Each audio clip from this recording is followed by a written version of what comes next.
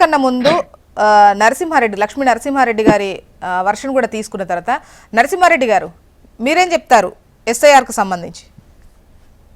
నమస్కారం మేడం. నమస్తే. అందరికీ ప్యానెల్లో పాల్గొన్న సభ్యులకు అదేవిధంగా వీక్షకులకు నమస్కారం. ఈ రోజు ఏదైతే కేంద్ర ప్రభుత్వం సర్ పేరుతో ఏదైతే కార్యక్రమం నిర్వహిస్తుందో భారతదేశ వ్యాప్తంగా, ఇది మంచి కార్యక్రమం అయినప్పటికీ, అంటే సర్ కార్యక్రమం అనేది మంచి కార్యక్రమం అయినప్పటికీ దీనిని నిర్వహిస్తున్నటువంటి తీరు అనేది చాలా ఇబ్బందికరంగా ఉంది. ఎందుకంటే ఇక్కడ పూర్తిగా నిజమైనటువంటి ఓటర్లు తొలగిపోతున్నారు.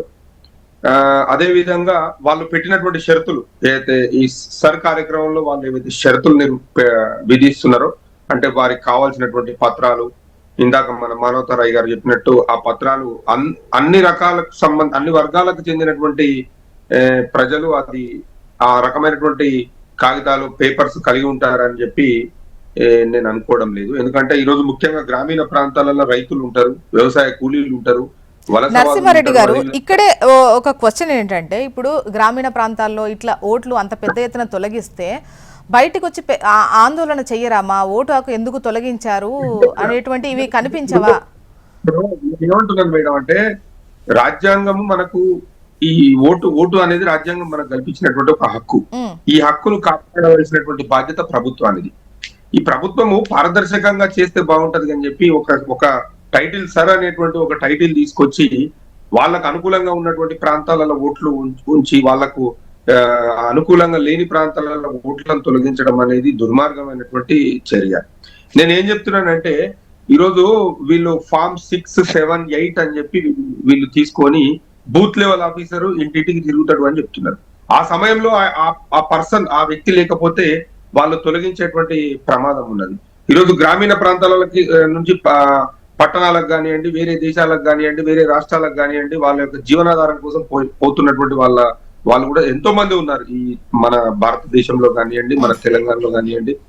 అయితే ఇక్కడ పారదర్శకంగా వాళ్ళు ప్రతి ఇంటికి వెళ్ళి పరిశీలించి, ఒకవేళ ఆ పర్సన్ లేకుండా నెక్స్ట్ టైం రిపీటెడ్ గా వచ్చి చేసేటువంటి పరిస్థితి లేదు. అక్కడ ఉన్నటువంటి బూత్ లెవెల్ ఆఫీసర్స్ ఏం చేస్తున్నారంటే, వాళ్ళు ఒకసారి విజిట్ చేసి ఎవరు లేదంటే ఆ ఓట్ను తొలగించేటువంటి ప్రమాదం చాలా ఉంది. ఇక్కడ ఇంకోటి ఏంటంటే, ముఖ్యంగా నగరాలలో కూడా, ఎందుకంటే నగరాలలో కూడా ఇంటి దగ్గర ఎవరు కూడా ఉండరు, అంత ఎవరి సొంత పనులలో వాళ్ళు వెళ్ళిపోతుంటారు. అంటే నరసింహారెడ్డి గారు మొన్న అనుకుంటా యూపీకి సంబంధించి ఒక 2.8 కోట్ల వరకు ఓట్లను తొలగించారు. సో ఆ టైంలో ఎన్నికల కమిషన్ అధికారులు ఒక అనౌన్స్మెంట్ ఇచ్చారు.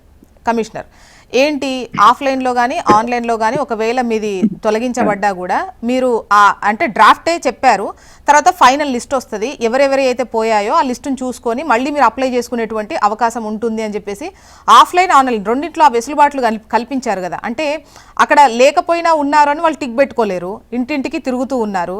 సో తిరిగేప్పుడు ఖచ్చితంగా ఇప్పుడు పంచాయతీ ఎన్నికలు అవి వస్తే పట్టణాల్లో నుండి ఊళ్ళోకి వెళ్ళి ఓట్లేసి వస్తున్నాం కదా.